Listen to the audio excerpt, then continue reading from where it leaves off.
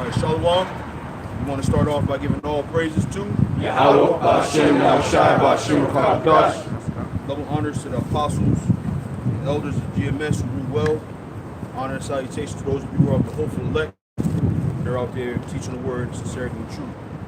All right, so we're at the Boston version of the Emancipation Monument.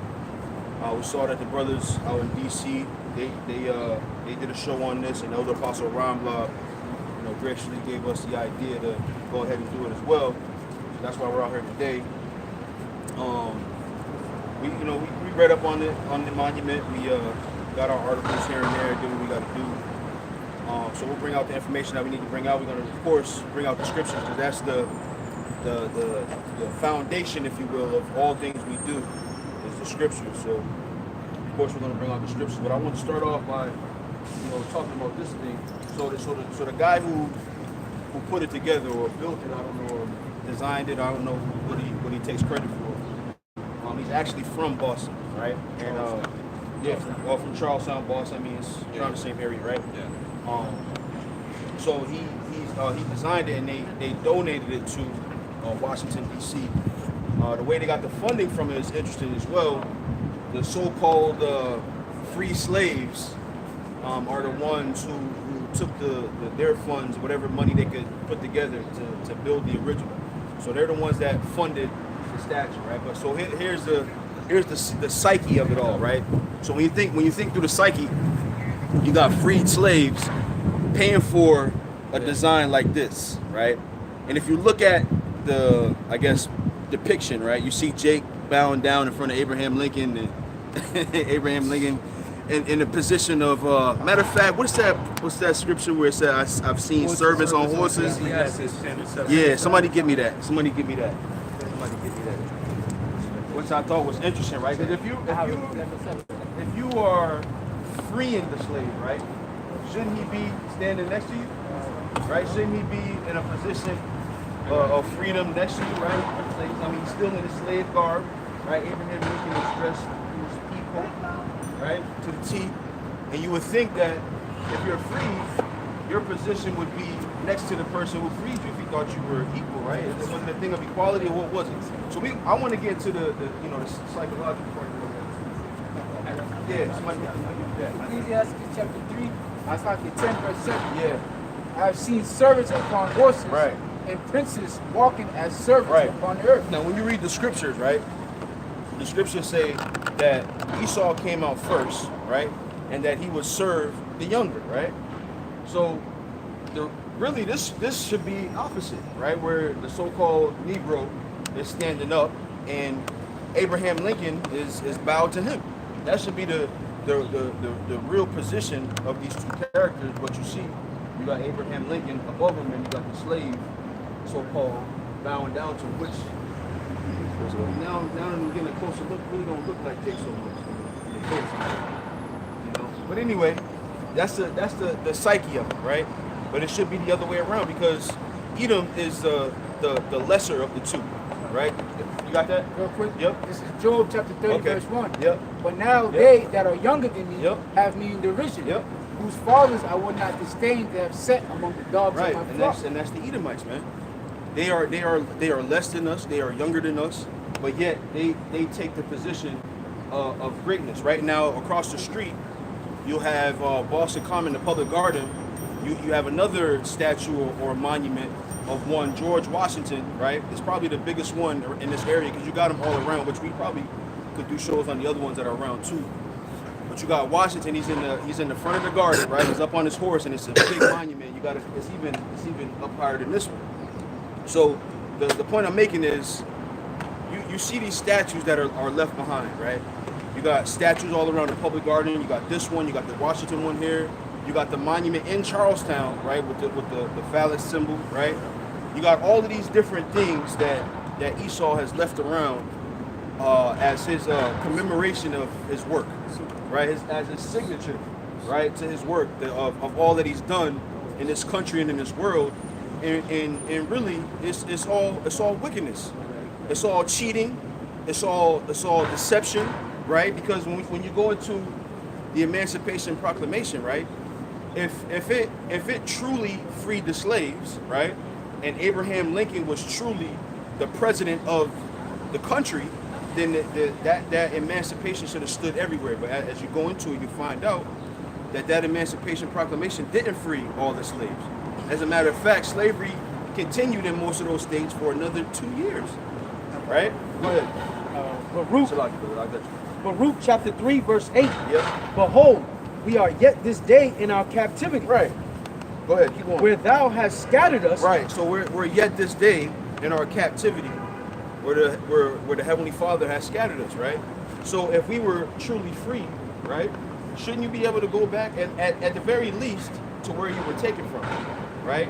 At the very least, though we're not African, at the very least we should have at least been able to be returned or been afforded the opportunity to return to where we were taken from, right?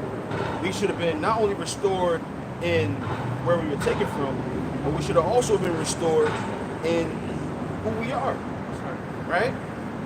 Everything should have been released. All the documents should have been released. What courts we came out of, right? What practice and religion that we had, we should have been able to release all of that. But there's a reason behind it, right? So we'll get to that too. There's a reason why we're still in this captivity, right? Keep going. Behold, we are yet this day in our captivity, Yep. where thou hast scattered us Yep. for a reproach and a curse, Right. and to be subject to payments. Right, and aren't we a reproach? Aren't we a curse? If you look around in the world today, right? Matter of fact, I wanted to make this point too.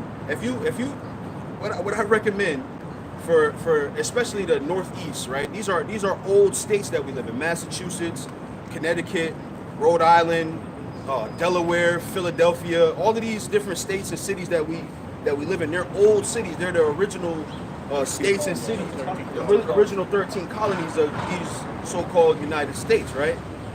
Walk around in these cities, right? And look at the like this statue's been here for maybe 120 years or something like that.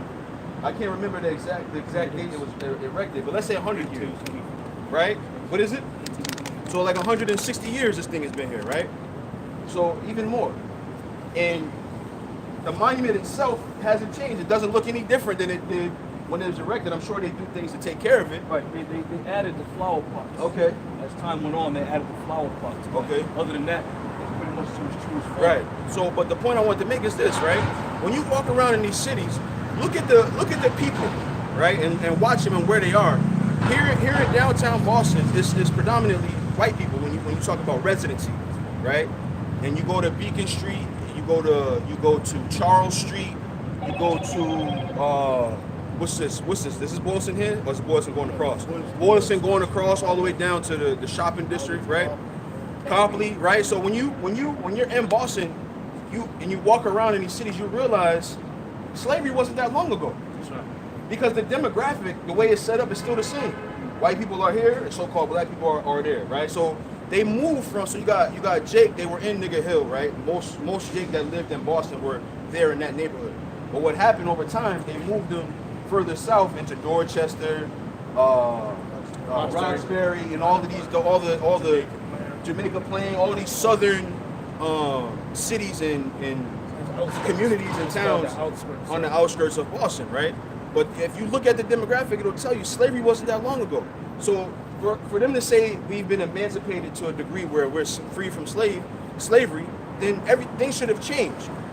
Things should have changed. There should have been a merging of sorts, right? So if we're still in the same position as far as psyche is concerned, economically, as far as religion is concerned and culture, how have we been freed? How have we been emancipated? We're still in the very place where we were made to serve captivity. Go ahead. I got an article for you, Mark. Yeah, we'll get to them. Go ahead. In Psalms 55, Yep. and I'll start at 19. Yep, It says, yep. God shall hear and afflict them, even he that abideth of old, Salah, because they have no changes. Right. Therefore they fear not the power. Right, and they fear not the power. Right. There's no fear in God in this place. So how the people, the proof of there's no fear of God, how the people of God are being treated. We can go anywhere in the world and we'll be in the same position. There's nowhere, and people love saying, "Oh, go back to Africa how beautiful Africa is. And when I went there, there was this guy Jadena, the rapper, the classic man, the dude that put that song together, right? I was listening to another. There's two different interviews of him, probably around the same time. But I was listening to another one that he did, and he was talking about how out in the sea they got their Statue of Liberty, if you will. And he was talking about if I grew up with that image in my mind, then I would have been. Who knows what I could have been if I grew up with a so-called black image? Why not? Why not the Lord Yahweh Shai? Why isn't that image the one you wanted to see in its true form, right? So what I wanted to say to that is they always talk about going to Africa, but then they come back here. How beautiful can Africa be? If it's that beautiful, you don't need me. Why do you need me to help you to live in this place that's so? Go over there and spend your time there. Spend your time there, spend your money there, but they always come back here. Which tells you what? That it can't be as great as they say it is, right? Let's keep going. It's verse 20. He hath put forth his hand against such as be at peace with him. Right. He hath broken his covenant. Right. Now that's talking about, all the peace treaties, if you will, and all those different things that were put together. This is another one. That's it. This is another treaty. Emancipation. Right? Keep going. And if y'all brothers want to talk, man, go ahead, keep going. Verse 21. You had something? No, Okay. Okay. The words of his mouth were smoother than butter, Right. but war was in his heart. Right. The words of his mouth were smoother than butter, but war was in his heart. So I was thinking about this, man. I was sitting there doing a couple things, and I was thinking about slavery and what it was, right? And Esau made it so that he put us down so low, right, that we wouldn't even be concerned with being where we're supposed to be, which is above him, as it says in Deuteronomy, right? In Genesis, rather, that we would only be concerned with at least being, just treat us equal. That's the whole psychology. I'm sorry, of all of these types of things. Go ahead. Yeah, because before it was before Jake so-called fought for civil rights, it was human rights. Right. When you think about the psychology in that, you must be in a bad position just to fight for humans, just to show Right. another human being that That you're human. I'm a human, or to treat you civilly Right. in a so-called civilized society. Right. So that's how bad we would be. That's right. And that so I mean, because look, if you what was the point of emancipating, right? What was the point of setting the Negroes free? Was it to keep them, make them better so they can improve, or what was the purpose of setting them free? They show you their intentions by the statute. It was a strategic move Absolutely. on Lincoln's behalf Yep. to keep the Union, to destroy the South, because it would make sense, if you're going to war with somebody and they have slaves, they're going to use those slaves to their advantage. That's why Lincoln made the quote that if he could have kept the Union together without freeing the slaves, Yep. he would have done so. Yep. So it was a strategic move on his back to emancipate them and transfer them from the South into the North. This is why the slaves in his own district wasn't even free. He freed the slaves in the Confederacy. He was up here up north, and they were still at work. Well said. That's another good point, because the message is that the North was progressive, right? They were okay with Negroes being free here. But I want to get into all of that. The Fugitive Slave Act of 1793. I want to get into all of those things, man, because the North still is today the heaviest perpetuator of so-called what they call racism, right? What they call separatism and prejudice, segregation. This is the Northeast, especially, is the worst perpetrators of that, man. Go ahead. Yeah, so go ahead. No, essentially, some of what the other saying too is they took the chains of the wrist and put them in their heads. You see what I'm saying? So a mental chain will be, or a spiritual chain as well, is a stronger chain than any physical. Because when you keep somebody's spirit down, like if you tell a child, like, look, you're gonna be like this, and you ain't gonna amount to nothing from little, that oppresses that child's spirit, and they, in most cases, they'll turn up to be nothing, which is what they've done with Jake, man. They've perpetuated a bunch of lies and propaganda, to keep starting at a young birth, especially in these schools, to keep us from excelling, man. So there's an old story or parable that talks about the elephant that was held by the rope. Oh yeah. Right? And if I'm quoting the story the right way, the guy was asking why won't the elephant just, take his, weight or strength and pull himself off the rope and take off. But if you put the rope on him when he's small and he can't do that, he grows up thinking that this rope is what's holding him, right? So that's what this is. That's what this is. This is psychology. Most of the time, like I said, as far as residency goes, Jake don't be down here. Jake don't be down as far residentially. They work here. They work in the legal seafood. We saw the young ladies coming out of the restaurant. They look like they had the chef garb on. They'll work down here, but look what they see when they come here, right? But on the other side too, look what Esau sees when he comes here. The symbol of his greatness. They go to the public garden. They see George Washington on a big ass horse on a big monument. I said statue. The statue's fine, right? They'll go. They walk around the park and they see the images of these so-called white people who had prestigious roles here in America. Then when they walk down Commonwealth Avenue, there's statues all the way up the road, all the way going up to Boston University of these so-called. These are the images that they see. That's exactly what it is. Go ahead. Wisdom of Solomon, chapter 2, verse 7. Yep. Let us fill ourselves with costly wine and ointment. Yep. Let no flower of the spring pass us by. Yep. Let us crown ourselves with Right, rosebuds right. before they be withered away. Yep. Let none of us go without our part of voluptuousness. Let us leave tokens of our joyfulness in every place. And that's what they did, man. That's what this is. A token of joyfulness, right? This is a mind fuck. What it is. That's what this statue is. A mind fuck for people that for us we can look at it for what it is, right? But imagine the little 8-year-old kid that, I don't know, his mother was at work and he ended up down here somewhere riding his bike down here because it's not that far. They make you feel like Boston is so far from those Roxbury. It's not that far. It's not that far. And so a kid ends up down here riding his bike and he looks and he sees, what is that? He don't know. So in his mind, the guy that's standing up is the better guy, and the guy that's kneeling down is the worst guy. Let me say this Yep. real quick. So now Lincoln, let me read this little article. It says, this is from this is a story of Abraham Lincoln, and it says, as president, he built the Republican Party into a strong national organization. Further, he rallied most of the Northern Democrats to the Union cause on January 1st, 1963. He issued the 1863. He issued the Emancipation Proclamation that declared forever free those slaves within the Confederacy. Now, I had bought a book years ago. It was called The West, right? And on the back it says, a vivid account of the American experience filled with stories of the greed, the folly, the courage, the ambition, and hope that still fuels the dreams of this nation. All right, so in this book, right, on page 97, we got a picture here of Abraham Lincoln with his wife and some of the natives of the land. So let me read a little bit what it says.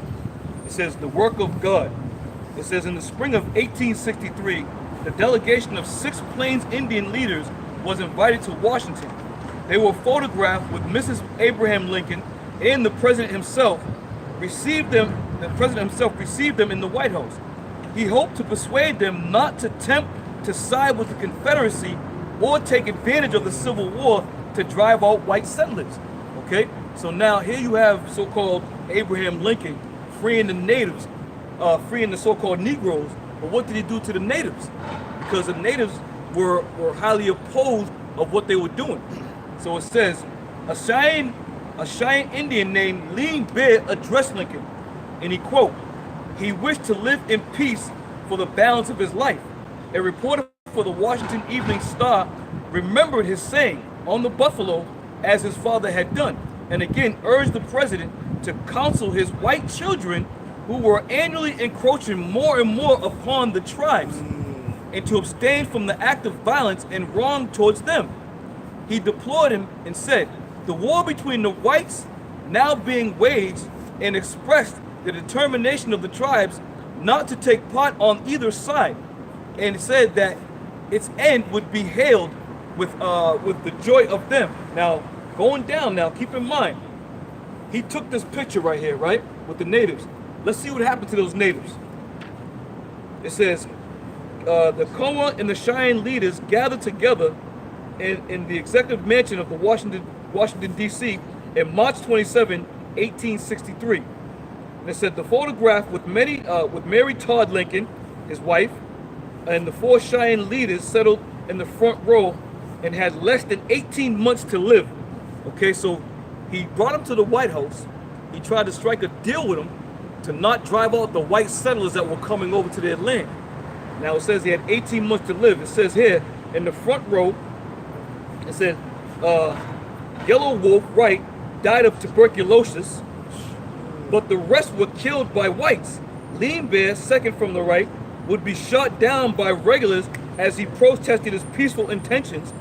War Bonnet, far left, is standing in the water, was killed by Colorado volunteers at Sandy Creek. All right. So now, the other tribe leaders that were trying to reach out to Lincoln, they wrote him a letter, and this was Lincoln's response. He said, "The pale-faced people are numerous and prosperous because they cultivated the earth, produced bread depending upon the products of the earth rather than wild game for substance. This is the chief reason of the difference between the numbers of two races. But there is another. Although we are now engaged in a great war between one another, we are not as the race so much disposed to fight and kill one another as our red brethren." And it went on to read, "You have asked for my advice. I really am not capable of advising you whether in the province of the Great Spirit, who is the great father of us all. It is for you to maintain the habits and customs of our race and adopt a new mode of life. I can only say that I can see no way in which your race is to become as numerous and prosperous as whites, except by living as they do, by the civilization of the earth." Okay? So once again, you had this devil who allegedly was freeing the so-called Negroes, but on the other hand, he was wiping out the North American Indians. All those natives that he invited to his house to be with his wife, they ended up dead, man. Okay? So as the brother was saying, it was all a strategic move that President Abraham Lincoln wanted to free the so-called slaves. But the Gadites of the land, they knew what those devils' intentions were. And this is why Abraham Lincoln said, "Listen, we don't want you to side with the Confederates to drive out the white settlers that are now coming in." Because it was known as manifest destiny, man. They knew that they're coming over here, they're expanding on the land. This is a damn good book, man. This is a damn good book. And it's filled with a lot of illustrations of what these devils did and how much they've done and how much they've conquered and how much blood they spilled in order to get that so-called New World Order started, man. Good. Yep. Jeremiah 50 verse 33, "Thus said the Lord of hosts, the children of Israel and the children of Judah were oppressed together, and they that took them captive held them fast and refused to let them go." Right. They held them captives and refused to let them go. You know? Lean Bear, he ended up with tuberculosis. Now, where the hell was tuberculosis before these devils got over here, man? They brought all kinds of diseases and all kinds of fucking vile things over here. That was down south of the Monotazak, the one that's in South Carolina.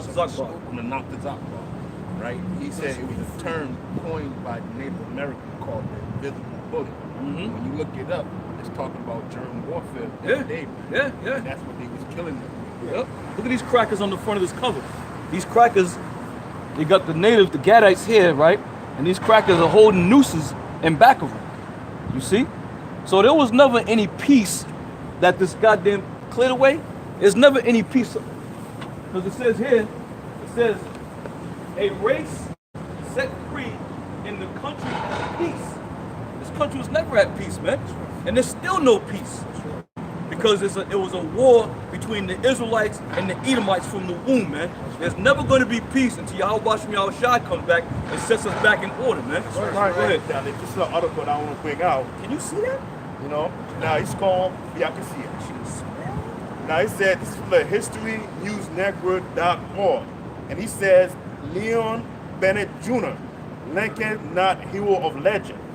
Now it says, speaking in Cornell Sage Chapel to a crowd of about 40 people as part of the Sage Wednesday series, Bennett said, people have made a hero of a man who doesn't deserve it, Abraham Lincoln. And that's Esau's history throughout, from the beginning. He's making heroes of people who should not be heroes, man. And the founding fathers, Christopher Columbus, all the Frederick statues, the generals, from the past to the beginning, from the Romans to the Grecians to Alexandria, which was equated as the wicked that the Bible speaks of. You know, all these heroes all these people he made heroes of, they shouldn't be heroes, man. Even the fantasies, Saint Nicholas and the fake characters that he's made up, you know. And he said, continue on, he said, to tell the truth, history was not reinvented by Lincoln, but against Lincoln. Bennett said, not by his act, but by act he opposed. Bennett worked for Ebony magazine as an editor for 5 decades, and he's the author of 10 books on U.S. racial history. He was born in Mississippi in 1928, graduated from Morehouse College, and participated in the civil rights movement of the 1960s. His book, Forced into Glory, Abraham Lincoln's White Dream, questions Lincoln's role as the great emancipator. That goes right in with the scripture, that shameful humans. Right? They glory should be turned to shame. That's why we out here doing this work right now, you know, by manifesting the truth. Right. Real quick too, and when you look at some of these pictures in this book, some of the natives were actually dead, but they had them posing as if they were making a deal. But the chiefs were dead, man. That's how wicked this devil is. And when it comes to our people, the scriptures say what? Never trust thine enemies. Right. So you guys out there, you think it's a joke. You think that what we bring out here at Great Millstone from the head apostles on down, you think it's all bullshit. So here we are through the Spirit of the Lord. We're bringing you out the history of the so-called white man and the atrocities that he's done, man. This is another atrocity, okay? He ain't free no goddamn buddy. And nobody's free around here. Like we were saying earlier, you know, you had certain states that didn't adopt the Emancipation Proclamation, okay? But you was taught throughout your life that, oh, he was a great emancipator. If he was a great emancipator, as the elder said earlier, there would be no slave period. But we still have brothers in captivity under the so-called white man in different various states, 7 or 8 states, that wasn't trying to hear anything about no emancipation, man. Slavery is more than picking cotton, man. Right. Whenever you say slavery, especially here in the Americas, whenever you say slavery, people automatically think cotton picking, right? But slavery is more than that. Slavery, like for instance, what ICE is doing with these with the Latin tribes, that's slavery, man. Captivity. Any capturing of a person and not letting them do what their God-given rights are, so to say, right? That's captivity. That's slavery, man. Making them fall to your will. Right. That's captivity, man. Even if you want to, play by the emotion, after slavery, you had what's called sharecropping, Yep. which was basically the same thing of slavery. Yep. We didn't have no land, so we had to get jobs and pay them money Yep. to live on the land, to live off scraps. And then from there, you had Jim Crow laws. Yep. And then from there, you had the prison industry, which is like the elder said, Yep. it's just another form It's of just another slavery. form of right? Because if you read up on sorry, I didn't if you read up on the Fugitive Slave Act, right? So what was happening was, of course, Jake's nature is I'm out of here. So if you were to escape slavery, what the Fugitive Slave Act said was, from the time you escape from slavery to the time you die, and your posterity is a slave to that master forever. And if you get captured, then no matter if you could have been free for 30 years. If you get captured, you got to go back into slavery. Now, what's bad about that, right? Is I mentioned it one time before, but here in Boston was a heavy perpetrator during that time of the Fugitive Slave Act, of taking people that were born free, right, and asking them, "You got your papers?" And if Jake one day got caught slipping and didn't have his free papers, he was captured and sent back into slavery, and there was reward money for it. Go ahead. Now, you said right here. No, I'm sorry, not you. This brother wanted to say something. Oh, 12 years a slave. Yep, that's exactly that where. happened often over here on Beacon Hill. Yep. Okay, they had the secret dungeons over here. Yeah. You know, they used to bump. You can see them. If you Yeah. walk up Joy Street and all those side roads there, Exactly. you can see the down underneath these brownstones where it's like they've refurbished them, but you can see that it was a cell of sorts. Yeah. Yep.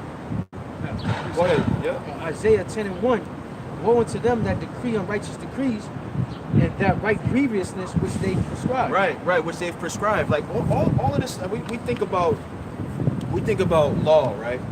And if you break the law, then you're considered a criminal, right? But what is the law? What is the law if it's not of the Heavenly Father? What is it? It's just something that they just write as they go.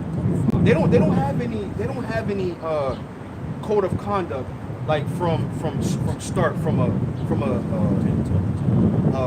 baby, if you will, right? They make their laws as they go. Oh shit, well, I can't have niggas doing that. Let me write it into law, because that's all the Fugitive Slave Act was. Because really, that's fair. That's fair game. I was a slave. I got away. Now I'm free. Don't fuck with me. But they wrote into law, oh, we can't have them escaping because that's bad for our economy. So let's write this Fugitive Slave Act, right?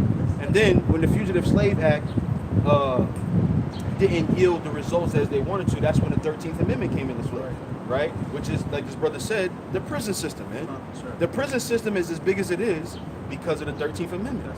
And we talk about the prison culture, right?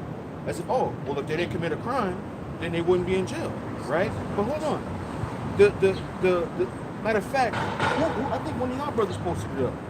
There was a ship that got seized recently that was owned by J.P. Morgan that was found with all kinds of drugs on it. So why? Okay, what about them? What about them? And no, there's no news on that. There's no news on that, but you'll see news of some Jake getting shot or pulled over and having a scuffle with the cops. Well, if you don't fight the cops, you won't die. It's right. So it's all the same thing. We talk about these things like they ended and they're over. They're not ended and they're not over. They're just called by different names. You know, that proves Esau's subtlety too. Yeah. His ability to adjust when Jake starts to rise up. Yeah. The man, when Jake gets hip to something, and he'll write into a law, just like in the 50s. You know, you had Martin Luther King signing the so-called Civil Rights Bill into law to pacify Jake. You know, and basically he's going to get the same results, and that's us being in captivity, proving the scriptures to be right. No man is going to bias. Go ahead, bro. Let me just finish. We're going to read the scriptures. Isaiah chapter 10, verse 1. Oh, got time. Woe unto them that decree unrighteous decrees, Right. and that right grievousness which they have prescribed. With grievousness which they have prescribed, man, and that's Esau's game, man. Even all the way back at Antiochus, what did Antiochus do? He wrote into law that nobody can keep the laws of their heritage, right? And then, matter of fact, even before then, I mean, I know we on Esau right now, but even before then, you had Nebuchadnezzar did the same thing, man. Did the same thing. So this is what is the law if it's not from the Heavenly Father? It's Satan. If you're, I'm sorry, It's of Satan. if your law is to hinder someone, because even our laws are even good for Esau, man. When it comes to the laws of the Scripture, the law should be good for everybody.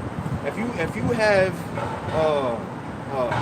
human what do I want to say, faculties, right? If you have human faculties, you can read, you can write, you can walk, you can have children. If you're a human being, all those laws should apply to everyone.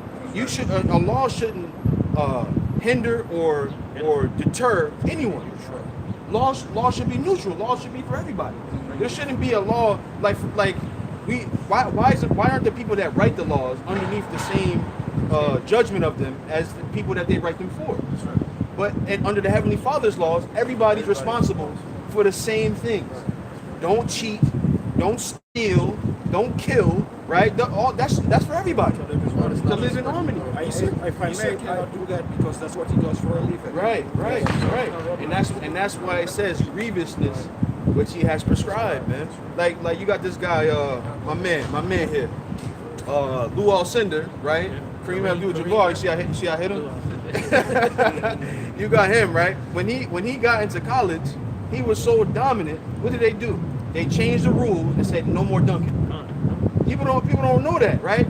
They made a rule for one guy because he was averaging too much points. he was too unstoppable. So they outlawed dunking in college basketball, right? And then from that, what he developed one of the greatest shots in history. Still unstoppable. Oh, I can't dunk. Well, you can't stop this either, right? But this is what they do.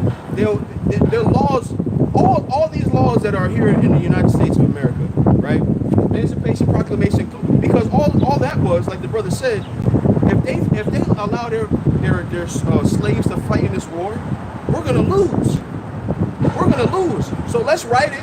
Let's free them. Right now, what they're gonna want to do? They're gonna want to come up here because, of course, if you serve slavery in Georgia, you ain't gonna want to stay there. You're gonna try to get as far away from where you serve slavery as possible. Well, I was gonna say that even the Constitution was written here by slave owners. Right. So you write this into law. Now, okay, now the playing field is level. And then what happens? As the story goes, the North won the war, right? But imagine how different we'd still be in slavery. Well, I mean, in cotton picking slavery, if you will. We'd still be in cotton picking slavery if it wasn't for his decision. So it was all business, man. It was a war tactic. That's all it was. You know? Go ahead, Salaki. This is by the conversation.com, and the heading reads "Exploiting Black Labor After the Abolition of Slavery." So I'm going to just read down a little bit. A quote from the devil. It says, as W.E. Webb, Du Bois, he's a well-known devil, right? Well, no, he's actually Jake, but Oh, he's a Jake? But he's a Uncle Tom, if you will. Okay, yeah. It says the slave, when free, stood a brief moment in the sun, then moved back again towards slavery. If I can add to it real quick, because after that, we had that time, what was it called, the reconciliation era, when Jake was allowed to get in the office. Jake started voting. Jake started taking over districts and becoming lawyers and doctors. And Esau, once again, he said we didn't like this, so they wrote into law ways to just screw Jake over. That's the story of Jacob and Esau. Right. So this is talking about early 1900s, right? Yep. So, but check this out, right? You have this guy, who's LeBron James' agent? What's his name? Forget his name. Young kid. I forget the dude's name, right? But anyway, he's LeBron James' agent, right? Now, because of his savvy, right? They changed the face of the league, really. When Antonio Davis going to LA, they changed the face of the league.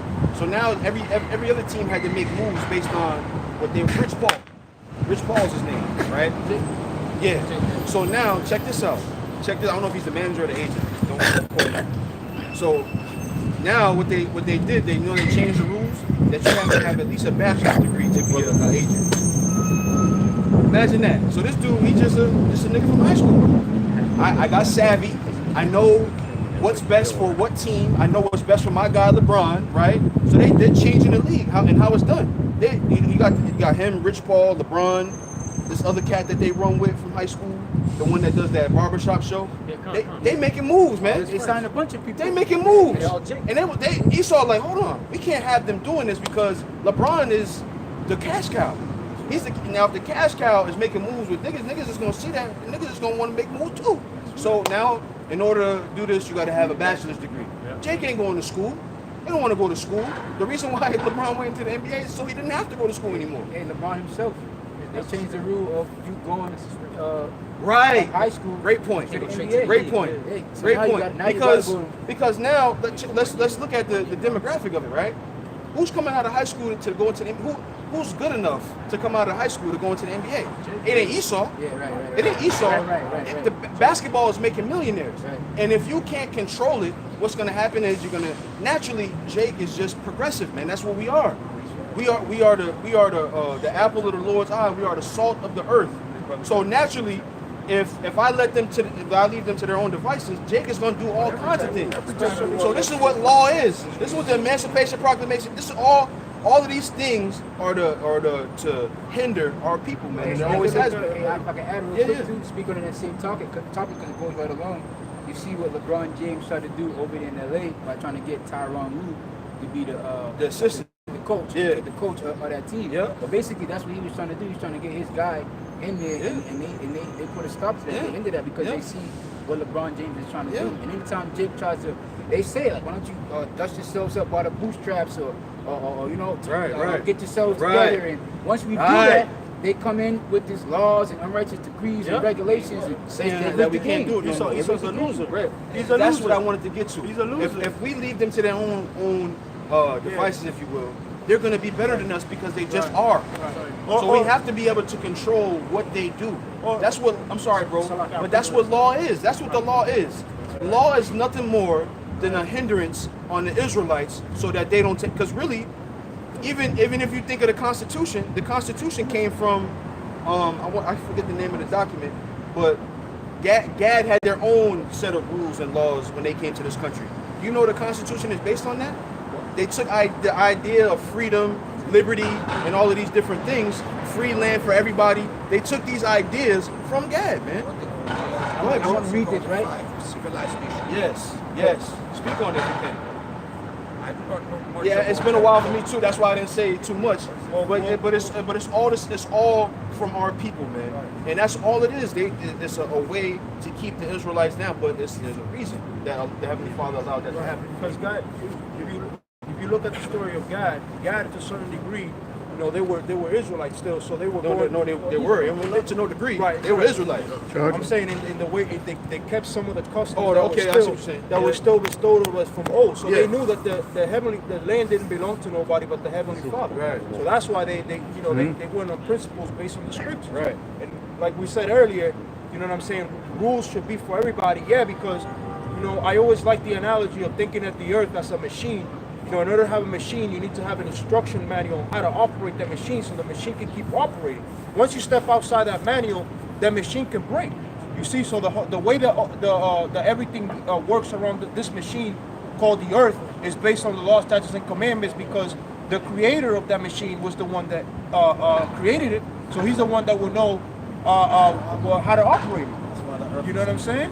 To this day. Right. That's why the earth That's why is there's a messed lot of up. pollution, you know. Yeah. The food ain't growing properly, you know. That's all goes back to Esau because he doesn't want to follow the law, statutes, and commandments. Right. You don't want to That's follow. why the you have the earth in the predicament that it's in right now. Right. You know.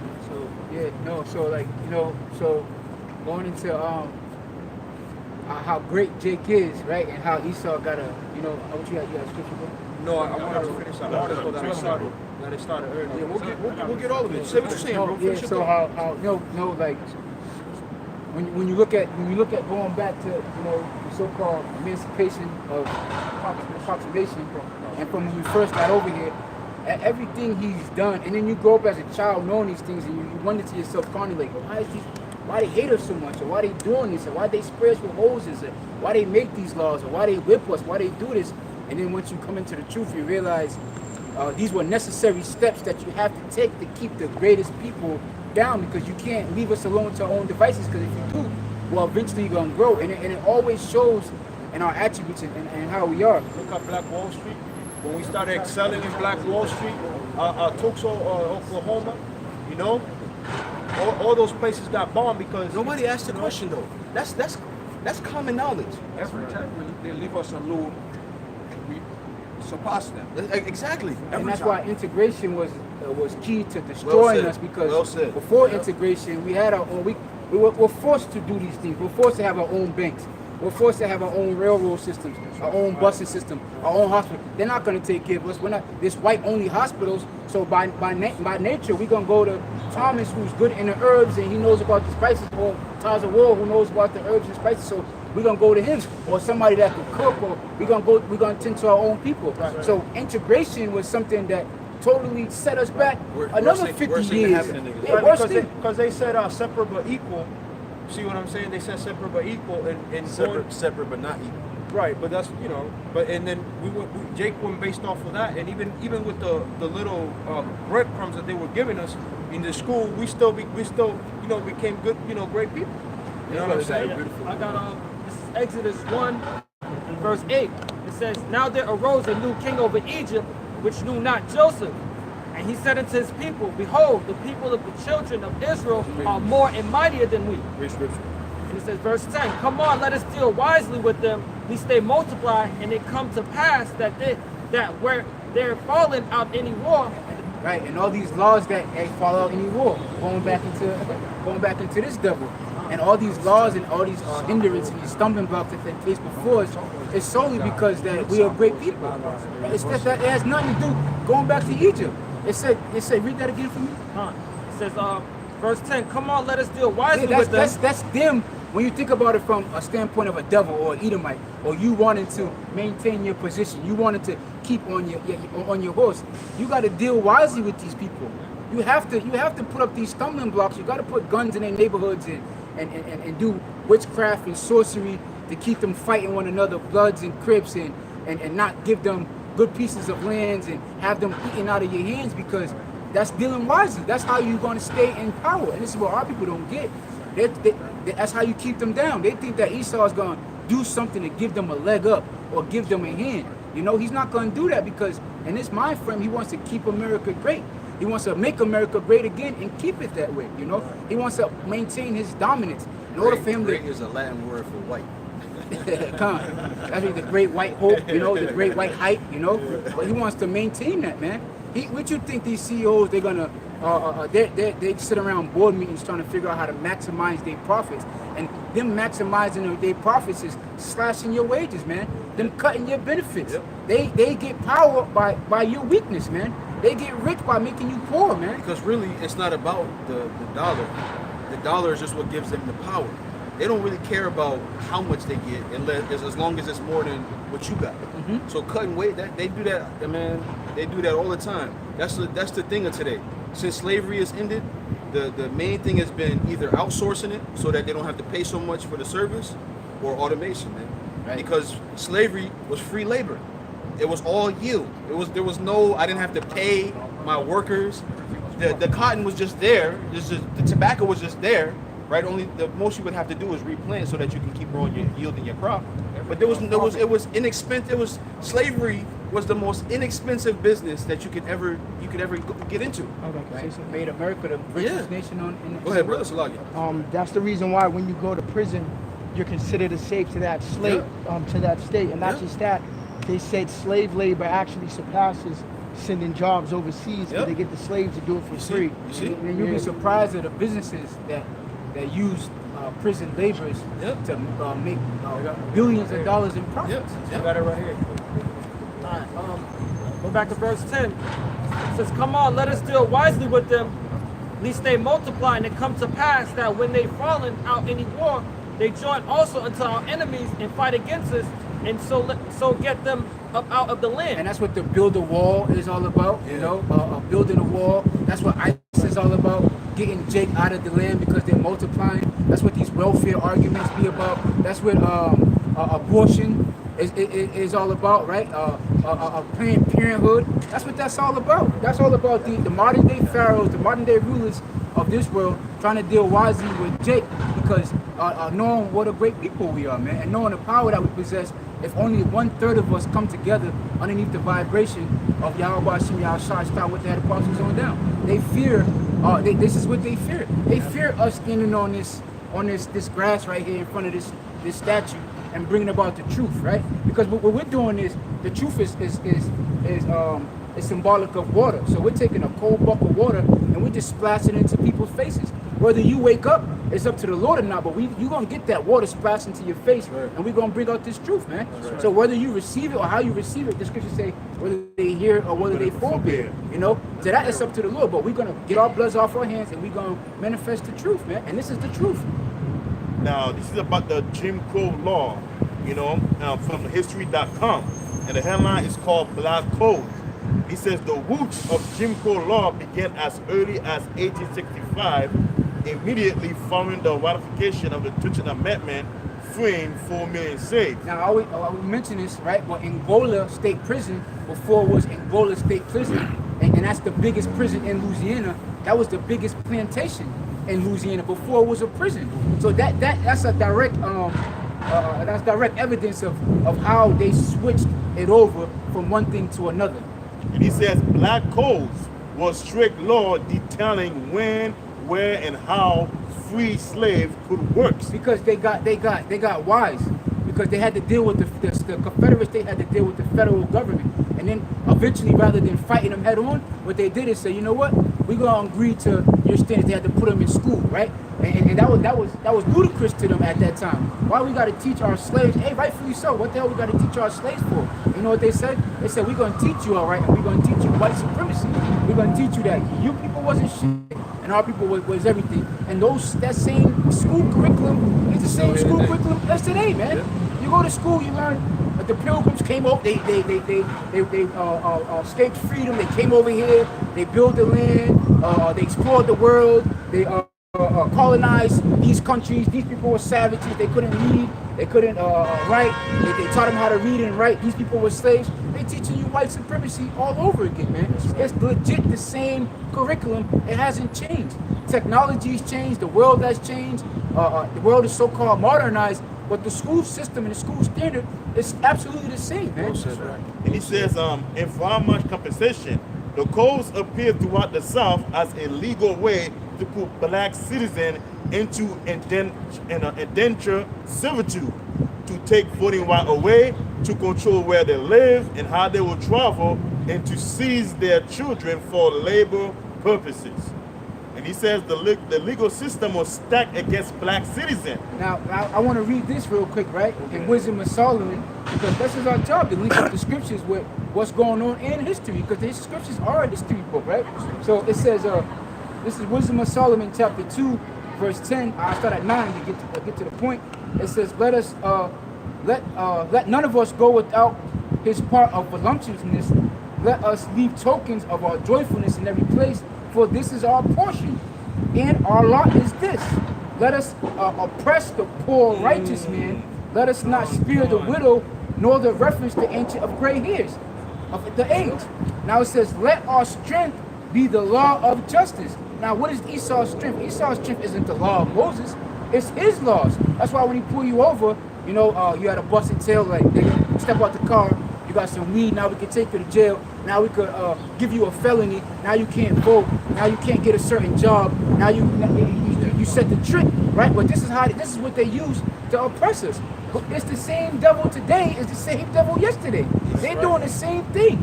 Go ahead, bro. And he says the legal system was stacked against black citizens. See that? And you know what they had? Jaywalking. How you gonna you set them free and you say oh, loitering, right? You have no place to go, and you set slaves free in a capitalist society without no capital. What is that doing for them? You literally making them worse off than they were before. Because at least when we was in slavery, it was master's job to provide us food. Because you gotta get vitamins, you gotta get nourishment from be picking cotton all day. Right? You gotta shelter me. Right? But now you make it worse off than before, man. Because our people are they're just through, man. They're finished. And when you look spiritually, you see a generational pain on the faces of our people, man. That's not a lifetime of pain. That's a pain. That's their mother's pain, right? From their grandmother's pain, from their aunt's pain. You can see it, man. That's generational pain, a generational curse that's been handed down and handed down and handed, and it reflects on your children. You don't want to raise your children like you do, but they can't help but to see the pain that's on your face when they ask questions. Like when the elder said, "What's that?" I'm forced to explain to my son the things that he sees in this world. I can't hide it because you can't hide it no more. So I'm forced to tell my son, "Look, this is what it is. This is what it is." You know, and we don't want to no more, man. That's why we look for our Lord and Savior to come and deliver us from this hellhole and take us out of here and put us where we're supposed to be, man. And he says right here, he said, with ex-Confederate soldier working as police and judges, making it difficult for African Americans to win court cases. Is it not the same thing? With that guy, if you don't got to pay a lawyer, don't take your ass to trial, man. You can forget about it, man. Is it not the same thing?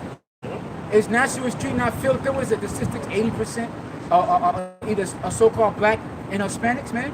And when you look at the statistic crime rate, Esau commits more crime than anybody else. Right. Anybody else. And he don't put it on the news, and he keeps it hidden. You know, he put everybody else's things record on the news. You know, to demonize everybody else but himself. You know, he always put a status of his ass saying, "Oh, this is why how many people went in the prison system," which is all a lie. Right, paint us on Fox News on the headline news, what's Jake's doing, you know. No, let that brother go. Okay, I'm gonna read a little bit. Zechariah 11 verse 5. whose possessors slay them and hold themselves not guilty. And one thing that we got to stick to is the prophecy, because the prophecy is something nobody can change. You know, you could come up and argue of who's this and who's that, but one thing that's for certain is the prophecy is going to stand for itself, right? So the prophecy said these people was going to possess us and hold themselves not guilty. And then who's doing this? Whose hands are we in? Possessors and slaves. Yep. Who's killing us? And then from the ancient world, if you go back to Emmett Till, from when we first came over on the slave trip to Trayvon Martin, they commit these murders, and it's broadcast throughout the world. Then they showed Zimmerman getting off on the trial, and he's held what? He's held not guilty according to the same standards that, going back to what the brother read in this article, according to the same judges, the same juries, the same citizens, the same system. All against us.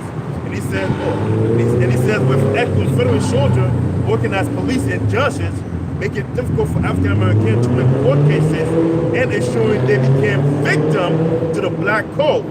These codes work in conjunction with labor camp for the incarcerated, where prisoners were treated as slaves. Black offender typically receive longer sentence, typically receive longer sentence than their white equal. And that's still undocumented, right? The 13th Amendment, the abolishment of slavery, unless you were found guilty of committing a crime, man. Man, that's why you think it's so hard for Jake when they get out of prison to find a job, you know? When they got felonies. Because they want to keep that monopoly cash cow going because they know that it's a money-making business. So now you make Jake harder for him to get a job, and 9 times out of 10, he's more likely to repeat the same crime that he did before he got out of jail, or even worse, you know? Then he does another bid, and that's more money than the cycle just keeps on going, you know, to keep that monopoly and that cash cow going. But you know what, too, if I may add too, there have been a lot of so-called white that were free from prison, you know, after they did their crime, and they still got help and got a job. And that have happened in a normal occasion. But you see a lot of Jake that got out of prison, they end up in the street. Right, but there's no marvel in that. That's the curse. That's the curses that we're under. Yeah. You know, that's the curse that the Lord put us under. You know, we're gonna have to order our enemies and want all things. So Jake is in a bad position, rightfully so. We know why. But these devils help forward the affliction. You got that? Go ahead. Yeah. Zechariah 1 verse 15, I am very sorry displeased with the heathen that are eased, for I was but in the displeased, but they have forward the affliction. Right, they help forward the affliction. They help forward the affliction. Okay? But that's our punishment, man. We still gotta endure. If you notice, man, whenever Esau is down and out in the dumps, he kills himself, he kills about 50 other people, takes out a whole bunch of people with him. But Jake, we endure forever, man. We know how to come down we know how to come up from the depths of hell, if you will, to survive out this bitch. Okay? But that's our spirit in us. We're warriors, we're fighters, man. You know? And it's gonna take the most out of us to stop us from breathing. Not you devils. You know? I got it. All right. Let him finish that precept. We're gonna come back to your article real quick. Deuteronomy 28 verse 48. Therefore shalt thou serve thy enemies, which the Lord shall send against thee, in hunger and in thirst and in nakedness and want of all things. Right. When you look at this monument, right? Does he look like a free man? He looks like a man bowing down for a cup of water to his fucking slave master. And then we're gonna read some more about this devil and some of the things he did. All right. Go ahead. And he shall put a yoke of iron upon thy neck until he have destroyed thee. Right. Just because there was written into law the Emancipation Proclamation, just because that was written in law, that didn't make a nigga free. Okay. Because if you came up north, you were gonna end up fighting for this devil anyway. And if you didn't fight for this devil, they was gonna find a way to get your ass in harm's way, to put you in a position where maybe you looked at somebody's window, maybe you walked on somebody's land. Okay, go ahead. So following on that article by the conversation.com, says a new form of control. With the help of profiting industrialists, they found yet a new way to build wealth on the bound labor of black Americans, the convict lease system. Here's how it worked. Black men, and sometimes women and children, were arrested and convicted for crimes enumerated in the black codes. state laws criminalizing petty offenses and aimed at keeping free people tied to their former owners' plantations and farms. The most sinister crime was vagrancy, the crime of being unemployed, which brought a large fine that few blacks could afford to pay. Black convicts were leased to private companies, typically industries profiting from the region's untapped natural resources. As many as 200,000 black Americans were forced into backbreaking labor in coal mines, turpentine factories, and lumber camps. They lived in squalid conditions, chained, squalid, that's the water. Conditions chained, starved, beaten, flogged, and sexually violated. They died by the thousands from injury, disease, and torture. For both the state and private corporations, the opportunity for profit were enormous. For the state, convict lease generated revenue and provided a powerful tool to subjugate African Americans and intimidate them into behaving in accordance with the new social order. It also greatly reduced state expenses in housing and caring for convicts. For the corporations, convict lease provided droves of cheap, disposable laborers who could be worked to the extremes of human cruelty. It says every southern state leased convicts, and at least 9/10 of all these convicts were black. In reports of the period, the terms convicts and Negroes are used interchangeably.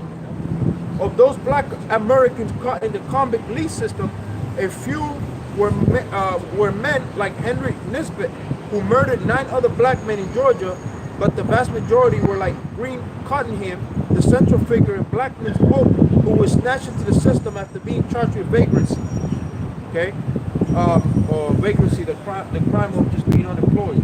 It says a principal difference between antebellum slavery and convict leasing was that in the latter, the laborers were only the temporary property of their masters.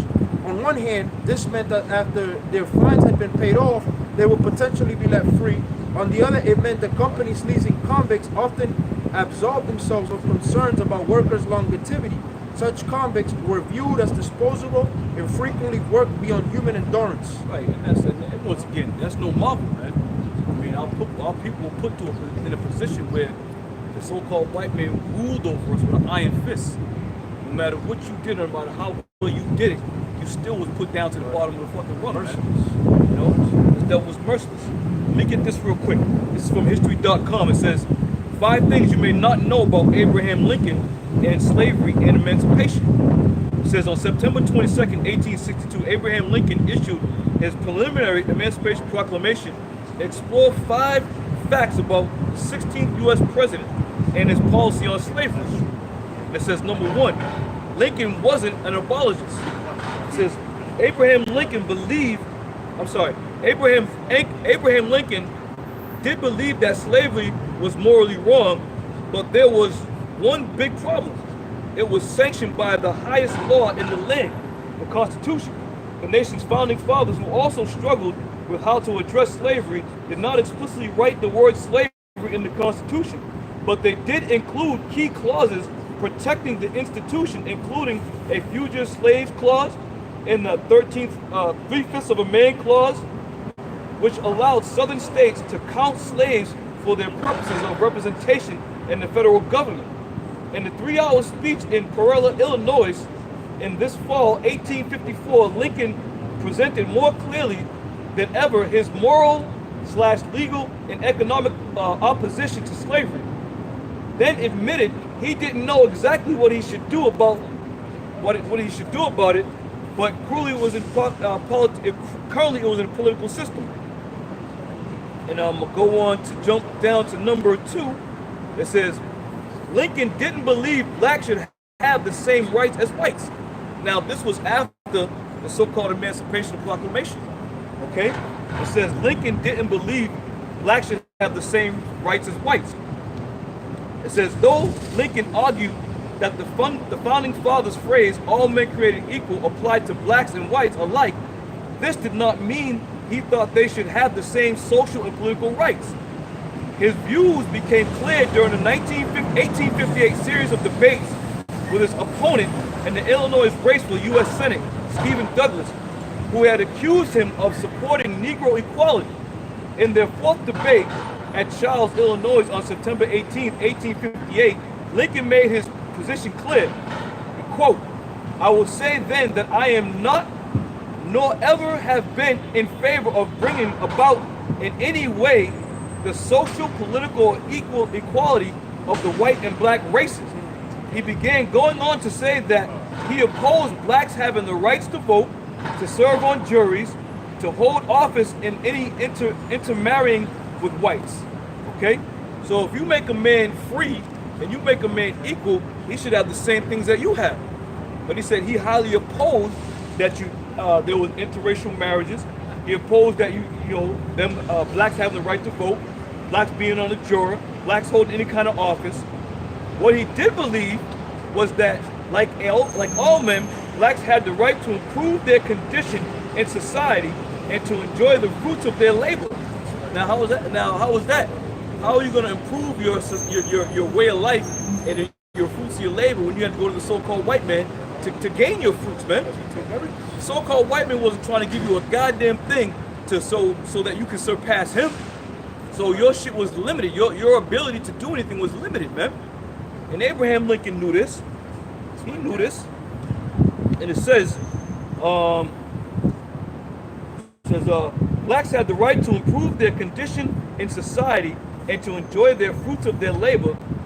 In this way, they were equal with white men.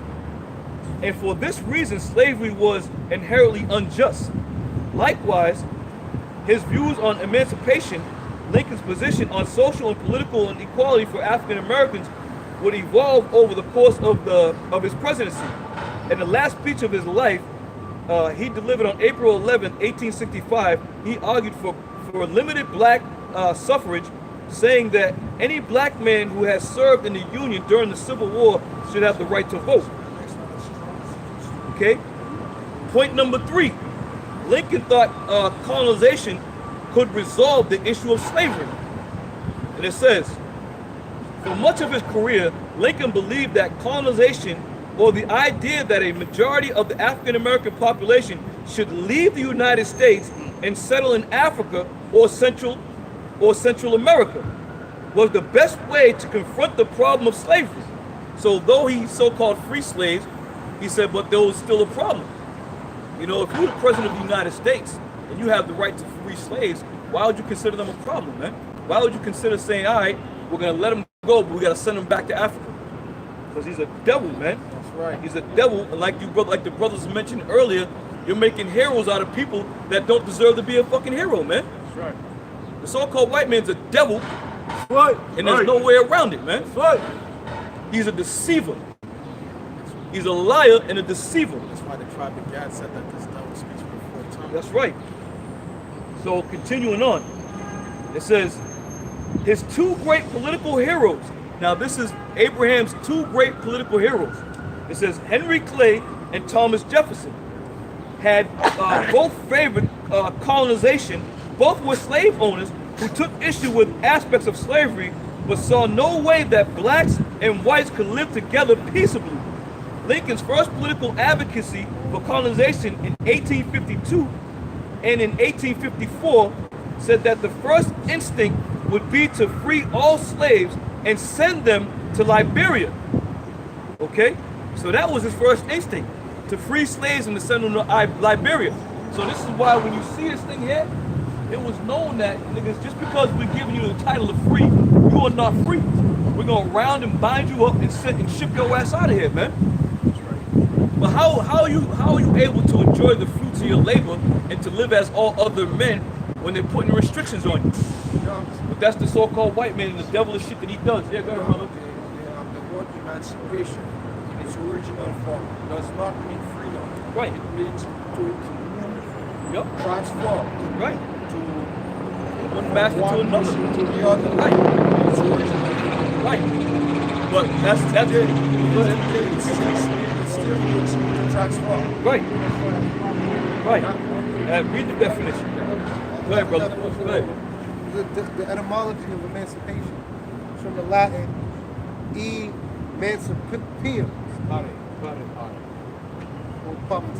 Emancipare, that's after. And then goes to say early 17th century from the Latin emancipati, transfer as property, as verb. Transfer as property. Okay?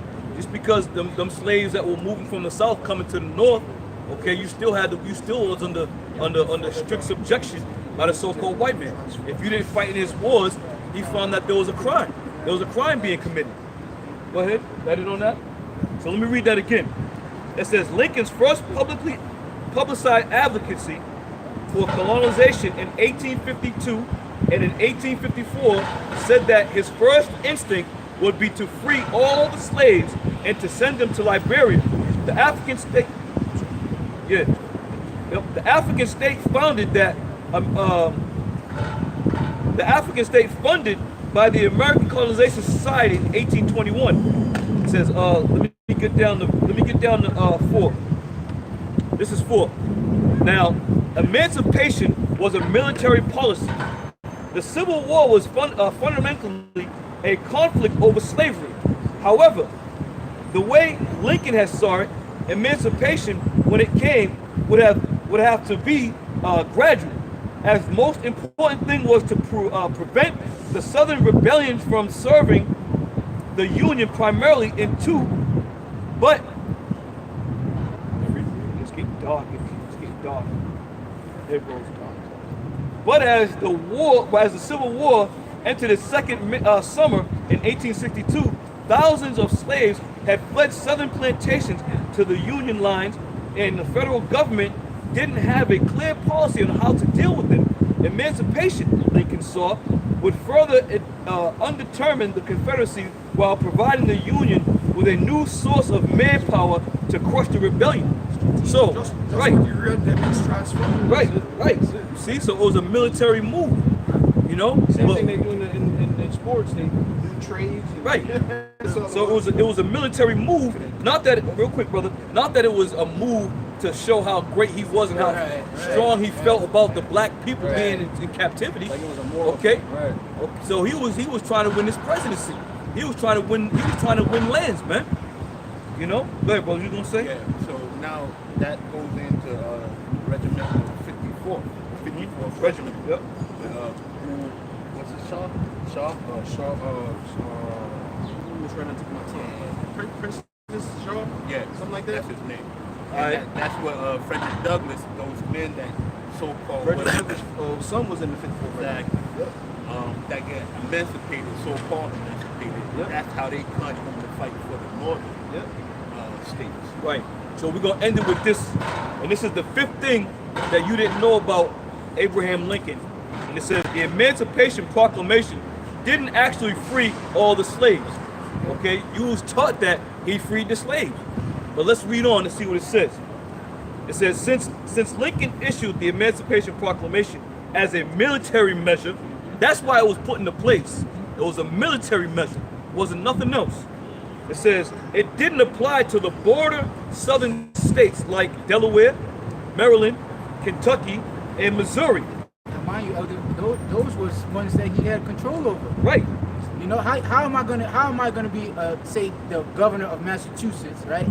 Have slaves in hypothetically speaking, have slaves in Massachusetts, but free somebody else in some other states. If it was a moral thing like the elder was going into, wouldn't he have freed the slaves in those districts as well? So it proves that it had nothing to do with no morally or them being right or them being a good man. It had everything to do with a military, it was a military strategic move, man. That he made. Real quick, it was Robert Gould Shaw. It's all right. All right, continuing on. It's all which were loyal to the Union. Missouri actually had 2 competing governments. One loyal to the recognition by the Union and the other loyal to the Confederacy. Lincoln also selected areas of the Confederacy that had already come under Union control in hopes to gaining the loyal of whites in those states. And practices then in the Emancipation Proclamation didn't immediately free a single slave, as the only place it applied were places where the federal government had no control. The southern states currently fighting against the Union. So, you know, listen, once again, man, don't be fooled by what these devils do, and don't be fooled by what these devils teach, man. That's why you gotta indulge into your own research. And sometimes you gotta dust off certain books and dust off certain information and bring it out so you can clearly get the true understanding of what's going on here. That's right. In this goddamn forsakeful school system, they told you that Abraham Lincoln freed the black people. He didn't do a damn thing for black people but put them in war. Okay? And if they didn't go to war, they was going to be found as criminals somehow. It was a strategic war move that Abraham Lincoln had sought to fulfill, man, and he fulfilled it. That's the clean truth, nothing but the truth. So go ahead, brother. All right. Let me hold it real quick. Let me just finish that off real quick. It says, despite its limitations, Lincoln's proclamation marked a crucial turning point in the evolution of Lincoln's views of slavery, as well as turning point in the Civil War itself. By the war's end, some 200,000 black men would serve in the Union Army and Navy, striking a mortal blow against the institution of slavery and paving the way for its eventual abolition by the 13th Amendment. Once again, Jake does it, and Esau takes some credit for it. Right. Jake does it, Esau takes the credit for it. Now, you had all types of murals up here. Lord willing, we'll do a mural concerning the black Buffalo soldiers that were on the mural up here that fought for this godforsaken country. The regiment. Right, the regiment. Okay? We'll do a little lesson on that. And matter of fact, we're gonna try to do this every week. Yeah, Boston. Because we got all kinds of shit in Boston. Boston's a central hub, man. Yep. Don't you know the United States Constitution was modeled after the Massachusetts Constitution, man? And when you read the license plates of it says what? The spirit of America. So that whole spirit started here in Massachusetts, man, and it spread westward. And that's why when you read that book I got, it says westward. It says the West. Okay, them devils came over here on the Nina and the Pinta and the Santa Maria, landed in Plymouth Rock, bringing all kinds of vile diseases.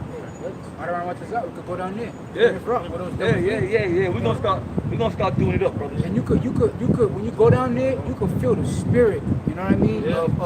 Of God. You could feel the spirit of just that ancient spirit that you even when you go to Salem, that hatred. When you go to Salem, Massachusetts, man, you feel the demonic spirits in these places. But America, like the brother said, this is the spirit. Massachusetts is the spirit of America, man. It started here and then it spread it forth throughout from what you see in Babylon, man. That's right. You got something? Amos chapter 1 verse 11. Thus saith the Lord, for through the transgressions of Edom, and for 4 I'll not turn away, to punish thereof. Right, you're gonna be punished, man. Edom, you are gonna be punished. The whole nation and a lot of you other heathenistic nations. Go ahead. Because he did pursue his brother with the sword, and did cast off all pity. Right. And his anger did tear perpetually, and he kept his wrath forever. Right. There's no easing of the yoke, man. There's no easing of the yoke from these devils. Okay, they'll just find different methods to apply it on your neck, man. It's like when you do mixed martial arts, there's certain moves you can do to choke somebody out. You can get the old Hollywood choke, you grab them like this. Or you can get the Kimura choke, there's all kinds of moves. But this is another way Esau chokes out our people, man. There's different methods, but our people don't even see it coming because they're so blind because of the folly that goes on here in America. All right, so Lord willing, you go edified. We're about to go hit the main camp. We're going to split up the camps and do our thing. We're going to stay tuned. We'll be logged in about 15 minutes or so. So all that, we say all praise to Yahweh, Ba'ashem, Yahushua, Ba'ashem, Rakabadash. These devils of the world are going down. We'll see our brothers in a few minutes. We say shalom. Shalom. All right, guys, finally, we're going to get a group picture. Yeah, all right. Column's already on it. He probably done took